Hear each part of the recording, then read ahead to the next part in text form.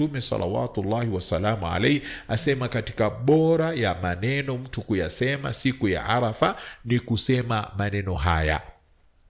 Na Arafa inakumbusha mwanadamu kusimama yaumul mahshar. Watu wote wamevaa nguo nyeupe na wamesimama pahali pamoja kama kungojea hisabu. Hili ni katika hikma ambayo yataka mtu alizingatie sana. Pia kuonesha umoja wa umma wetu, ambao watu wote wamesimama Arafa pahali pamoja. Kwa nini kisha matofauti mengine yaje atupasue sisi tugawanyike?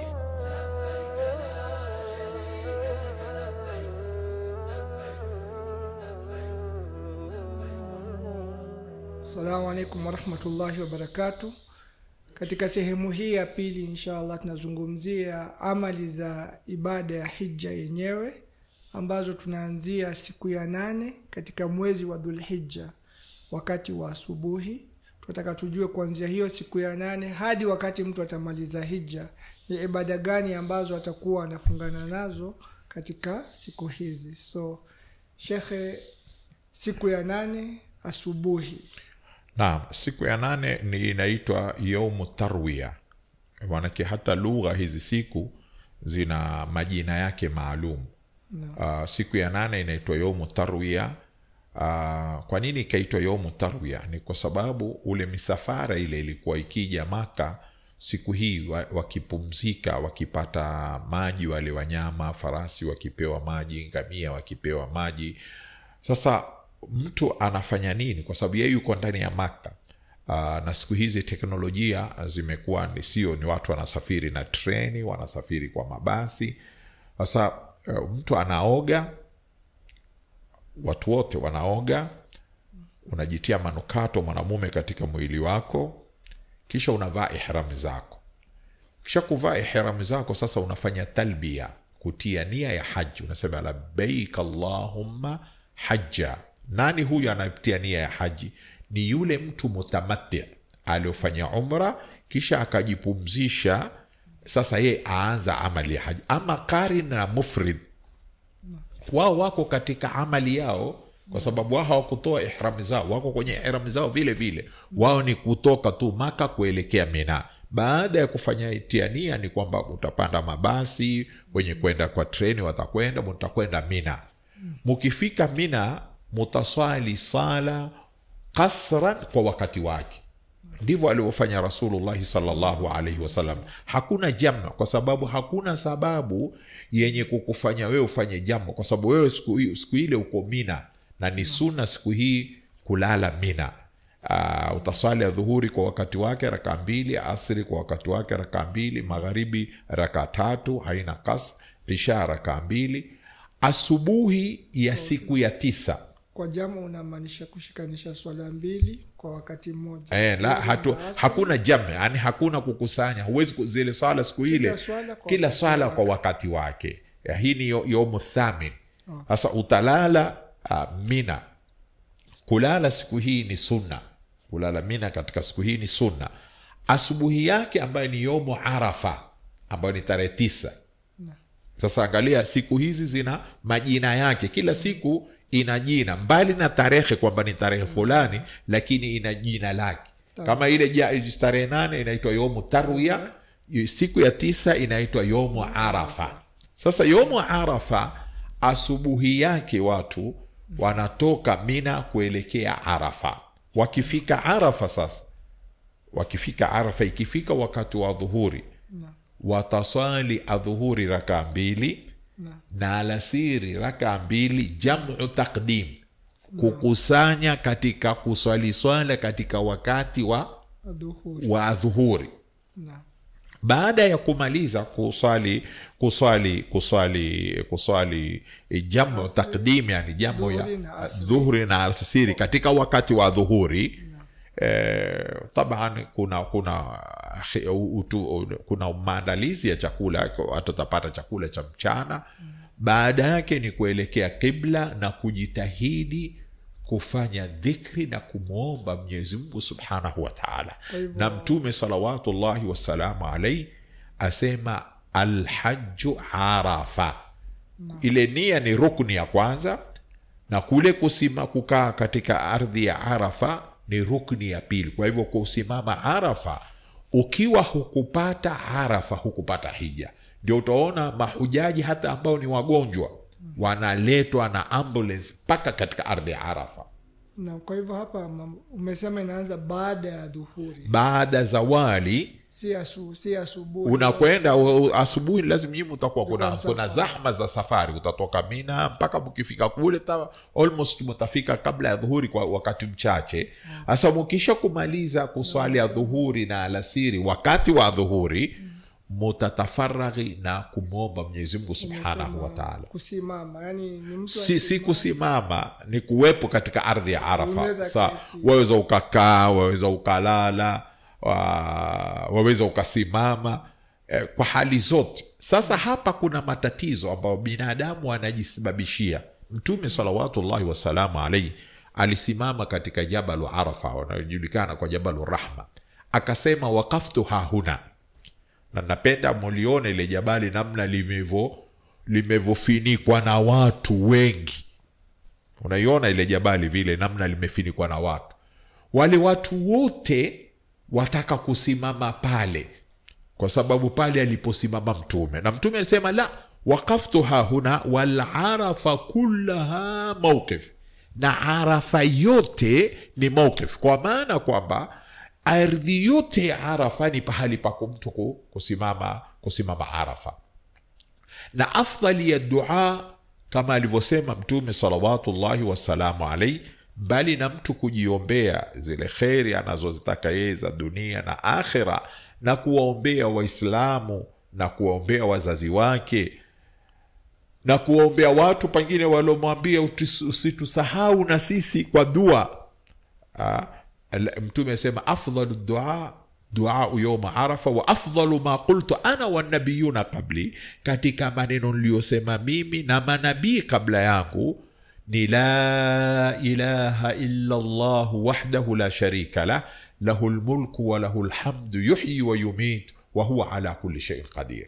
Atakuwa akirudia mara kwa mara, ataomba anachokiomba, atasoma Qur'ani, ataleta adhkari tofauti, lakini mara kwa mara atarudia dhikri hii, kwa sababu Mtume salawatullahi wasalamu alayhi asema katika bora ya maneno mtu kuyasema siku ya Arafa ni kusema maneno haya. Na Arafa inakumbusha mwanadamu kusimama yaumul mahshar. Watu wote wamevaa nguo nyeupe na wamesimama pahali pamoja kama kungojea hisabu.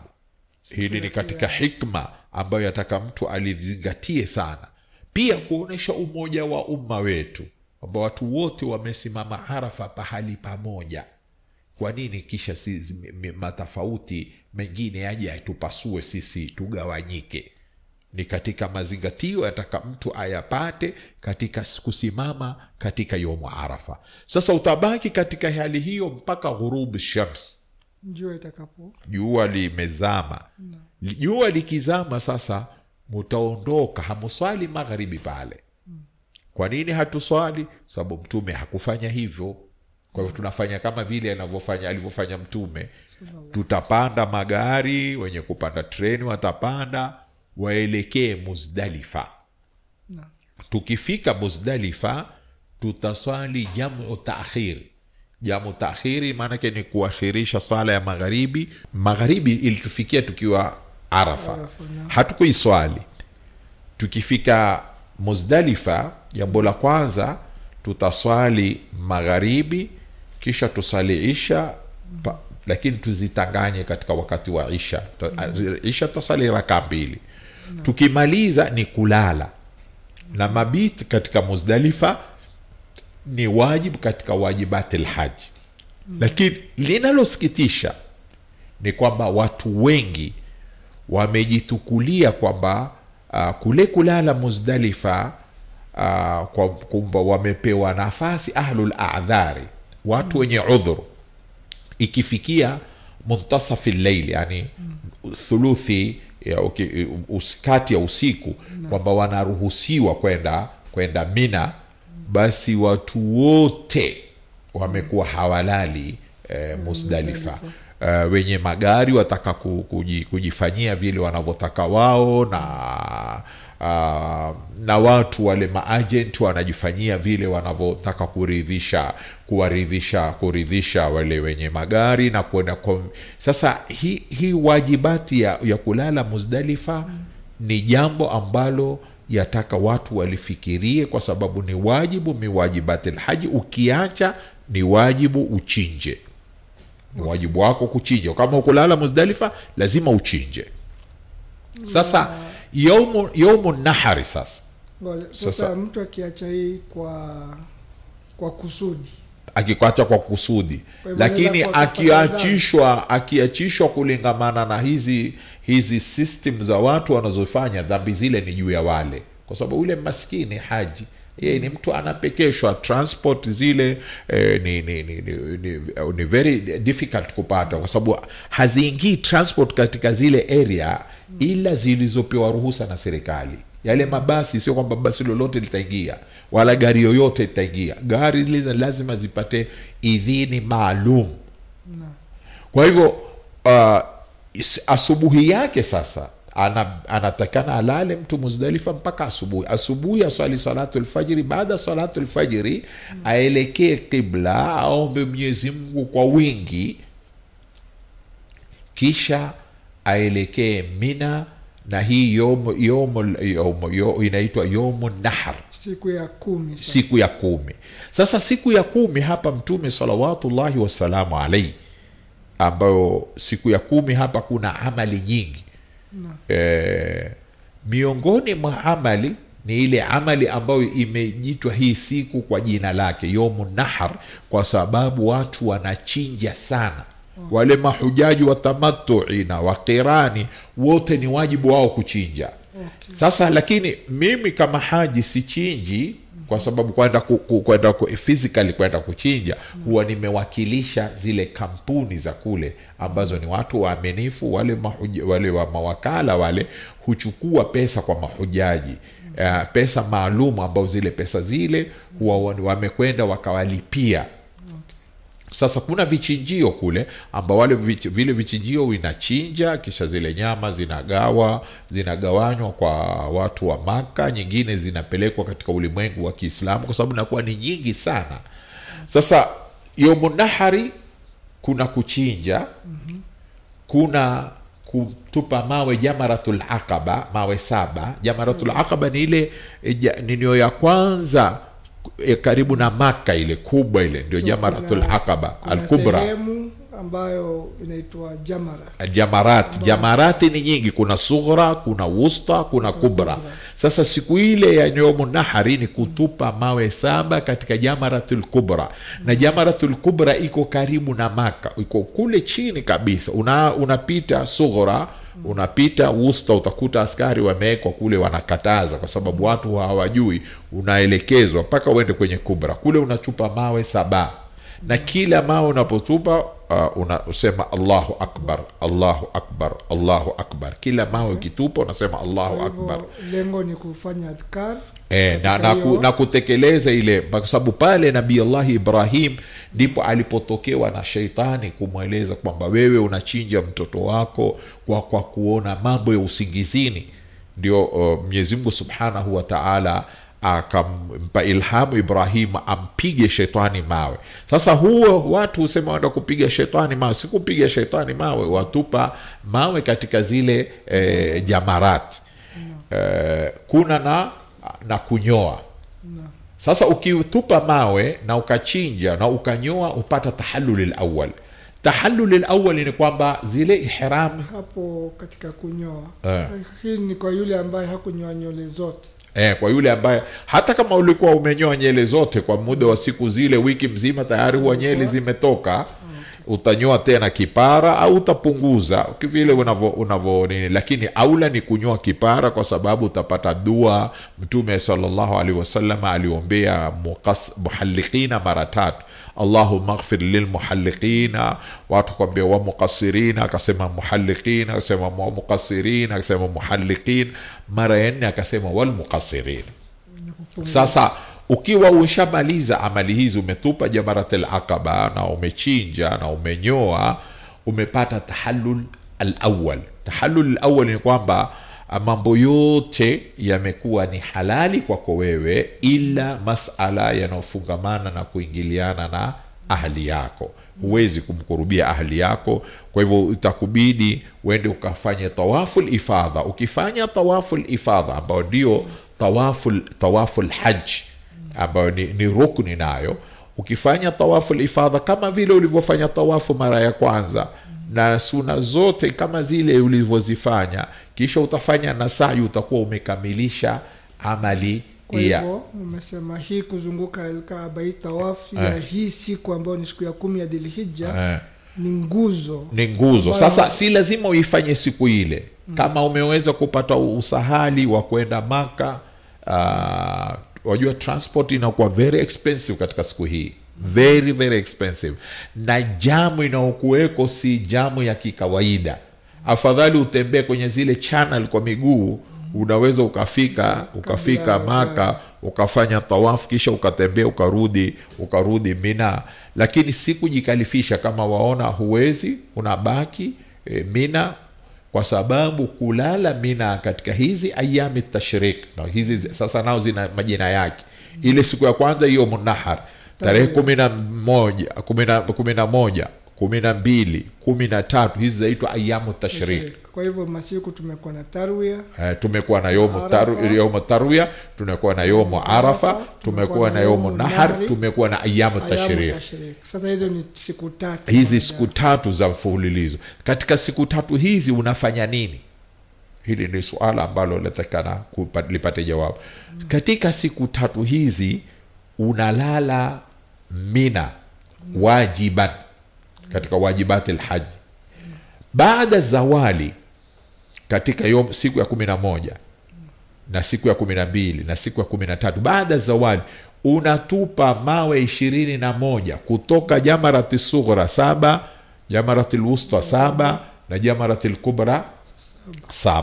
Sasa ukitupa jamarati sughra, baada ya kutupa unaelekea kibla, unaepuka katika ile zahma, kwa sababu kuna watu wengi na wanatupa. Unaepuka katika ile sehemu ya zahma, unaelekea kibla, unamuomba Mwenyezi Mungu Subhanahu wa Ta'ala kwa wingi, kisha unakwenda kutupa jamaratul alwusta, na unatupa mawe 7. Ukimaliza hapa na unaelekea kibla, unaomba Mwenyezi Mungu Subhanahu wa Ta'ala kwa wingi, kisha ukimaliza unaenda kutupa jamaratul kubra. Ukimaliza jamaratul kubra husimame. Ukimaliza jamaratul kubra unarudi zako Mina. Kwa hivyo tarehe 11 unafanya hivyo, 12 unafanya hivyo. Sasa tarehe 12, faman taajjala fi yawmayn fala ithma alayhi wa man taakhara fala ithma alayhi liman ittaqa.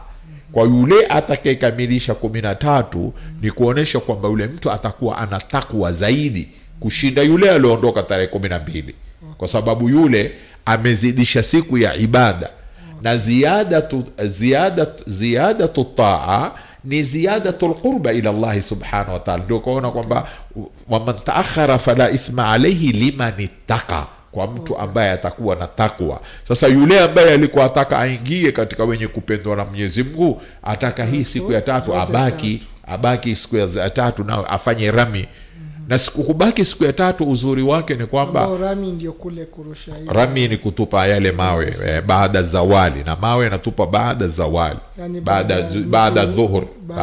baada dhuhur ndio unatupa mawe. Hizi ayami tashriki zote mawe kutupa unatupa baada zawali. Ama yomu nahar ni baada tuluu al-fajr. Okay, ile siku ya kwanza ulipotuma jamaratul aqaba peke yake. Okay, hiyo asubuhi tu ukitoka Muzdalifa, ukiingia unaenda kutupa, kama waweza au unabaki Mina ukanyoa, ukabaki Mina, ukavaa nguo zako za kawaida, ukajitia manukato, ukaoga kwa sabuni ambayo ina harufu, haina shida, mpaka ukamaliza ayamu tashriq. Ukimaliza ayamu tashriq, ukirudi waweza ukafanya tawafu al-ifadha. Bado itakuwa wewe unadai utafanya tawafu al-ifadha na utafanya sa'i ya haji. Kwa hivyo nimeelewa dharura ni hivi. Hiyo siku ya nahri, dharura ukifika pale ukarushe kwa jamaratul, hiyo ni dharura ya hiyo. Ndio siku, ndio katika amali ya siku ile. Kuna amali ya pili ambayo unaweza ukaifanya hiyo siku ama ukaichelewesha. Aweza kuichelewesha, ni tawafu al-ifadha, tawafu ya haji. Yani tawafu al-haji na sa'i ya haji. Hizi unaweza kuzifanya siku ile au unaweza kuzichelewesha. Alafu kisha tuna siku 3. Kisha uwe na ayamu za mabiti, ayamu tashriq zile ni mabiti. Kulala Mina katika hizo siku 3 ni wajibu katika wajibati al-haji, na mahujaji wengi wanafanya madharau. Na watu kule kulala katika hizi siku ayamu tashriq ni wajibu katika wajibati al-haji. Kama ile ya kulala Muzdalifa. Hizi ni wajibat. Sasa hufai wewe kudharau kulala. Utaona lakini watu wajiteremkia wakaenda wakalala mahoteli na nini, waona kulala kule Mina ni kulala katika sehemu ndogo, umepimiwa, kila mtu ni kama ukizungusha huwezi kunini, manake ni mtihani kusema kweli. Kulala Mina katika zile siku ni mtihani, lakini sasa al-ajru biqadri al-mashaqqa, kupata malipo mazuri ni kiasi ya mashaka. Sasa umemaliza tawafu al-ifadha na umemaliza sa'i ya haji, utabakiwa na nini? Utabakiwa na tawafu ya wida. Na tawafu al-wida, Mtume ametufundisha kwamba iwe akhir ahdu bil bait at-tawaf. Ni tawafu al-wida katika wajibati al-haji pia. Ya mwisho kabisa, yani unafanya tawafu ukiwa na nguo zako za kawaida, maana yake hutuvai wakati sasa wataka kuondoka kabisa. Yani wajua sasa kesho sisi tutaondoka, aidha kuondoka kwenda Madina au kuondoka kwenda kurudi kwenye mji wako, ikiwa ziara ya Madina ulikuwa ushachangulia. Na ziara ya Madina ni amali munfasil. Amali kuenda kufanya ziara Madina ni amali munfasil. Si kwamba kama umetekeleza hija hukwenda kufanya ziara Madina hija yako haikusihi. La, hija yako imesihi. Ni kama wale waliovuka Madina wakafanya ziara kule, kisha Abiar Ali wakaja wakafanya. Wale wanaweza kuondoka tu kwa sababu wao washafanya ziara. Sasa wale ambao hawakufanya ziara, ni katika hadi ya Bwana Mtume sallallahu wasallam alayhi, kwamba msikiti ambao unafungiwa safari ni msikiti wa Mtume pia, ni katika msikiti ambao unafungiwa safari. Sasa ukienda Madina, ni mambo gani ya sunna haswa ya kuyafanya? Ni kuswali katika msikiti wa Mtume, ni kwenda kuswali Quba, ni kwenda kufanya ziara Baqi' al-Gharqad ambapo Mtume alikuwa akifanya ziara, ni kwenda kuzuru shuhada Uhud. Na hapa katika kuzuru shuhada Uhud, mbali na kwamba ni jambo la sunna kuzuru shuhada Uhud, kupata pia mazingatio ya watu walipo ile Jabal Ruma lipo paka leo. Ingawa michanga ile jamaa wamenyafura mpaka jabali limeanza kwenda chini. Wanake jamaa waenda wakitukua ile michanga tu kila anayekwenda, na ni makosa kufanya vile, lakini ni mambo ambayo watu wanayafanya. Lile Jabal Ruma ni pale katika vita vya Uhud, wakaambiwa wale wenye kutupa mishale wasiteremke juu ya lile jabali. Lakini utakuta kwamba watu wakakhalifu amri hii ya Mtume, na ikaleta mtihani mkubwa kwa Waislamu. Sasa kwa hivyo pale kuna zingatio. Kukhalifu amri moja ilileta mtihani. Je, sisi leo tukhalifu amri ngapi za Mwenyezi Mungu na za Mtume? Sasa vipi tutapata nusra wakati sisi tuna mengi tunayakhalifu katika maamrisho ya Mungu na Mtume wake sallallahu wasallam alayhi? mambo mengi ambayo yanatupata sisi ni kwa sababu ya shida mukhalafa sharia, yani watu kuleta mabid'a katika dini na kuwa wafanya kwa inadi, yani wafanya zile mambo ya uzushi kwa inadi, kama waonesha watu kwamba nyinyi hamutaki, mtume amekataza, sisi tutafanya kuone. Yani sijui waonesha nani, kwa sababu alokataza hii dini si ya mtu, hii dini ni ya Mwenyezi Mungu Subhanahu wa Ta'ala, na mtume ndiye mwalimu aloletwa kutufundisha sisi dini. Yatafaa sisi tubaki katika yale maamrisho ya kisharia. Kwa hivyo yule ambaye hajafanya ziara atakwenda afanye ziara, na hapo akimaliza sasa ni kurudi zake nyumbani. Na sasa hapa ndipo yatakikana mtu ajue madha ba'da al-hajj, nini baada ya kutekeleza amali ya hija. Ni kubaki katika istiqama na uchaji Mwenyezi Mungu Subhanahu wa Ta'ala. Sababu ukitaka kujua kwamba huyu aliyekwenda hija yake imetakabaliwa, ni ajione baada ya kumaliza hija amekuwa mtu aina gani. Okay, alhamdulillah, tumesikia na tumepata haya mafunzo ya haji kuanzia siku ya 8 ambayo nimeitwa siku ya tarwiya, ambao ni siku ambao watu wanaingia katika ile ibada ya haji, wanapumzika, alafu kisha wanaamka siku ya 9 ambao ni siku ya Arafa, wanaelekea katika kiwanja cha Arafa, ambao baada ya dhuhuri watu wanaketi wakifanya dua na kuzingatia yale ambayo yanafaa kuzingatiwa siku hiyo.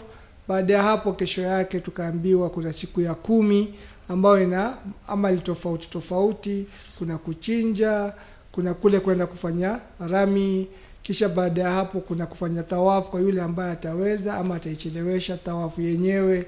Alafu baada ya hapo mtu anakuwa ameingia katika ile tahallul, anaweza kufanya mambo ya kila jambo ambalo mtu anaweza kufanya ambaye si haji, isipokuwa lile ambalo limekatazwa ambao tumepata katika darsa.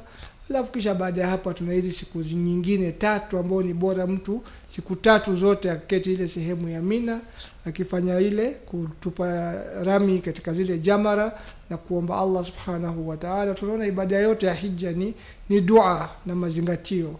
Na baada ya hapa mtu anafanya tawafu ya mwisho ya kuondoka Makka, kama ni anapata nafasi ya kwenda Madina kuzuru msikiti wa Mtume sallallahu alayhi wasallam, akaswali na akazuru katika zile sehemu ambayo tumetajiwa kwamba ni bora mtu aende kuzuru na kupata mazingatio. Na baada ya hapa akimaliza amali yake ya haji atafute kuwa na istiqama, kuwa na msimamo, kwa sababu matendo kuonekana kwamba amekubalika yanajulikana baadaye mtu ataendelea vipi katika ile ibada na ile msimamo wake na Allah Subhanahu wa Ta'ala. Hayo ndio yale ambao kwa ufupi tumeyapata. Tunaomba Allah Subhanahu wa Ta'ala tujalie katika wale ambao watasikia na kunufaika. Naam. Kwa hivyo tutakuwa tumemaliza, na kwa hisani zenu ndugu zetu wa Markaz Da'wa Center ya Nairobi ndio walofadhili taaluma hii kukufikia wewe haji, na wewe usishindwe kunyosha mkono kuwasaidia vijana hawa katika mambo haya ya khairi kama haya. Mwenyezi Mungu Subhanahu wa Ta'ala awajaze khairi. Wassalamu alaikum wa rahmatullahi wa barakatuh.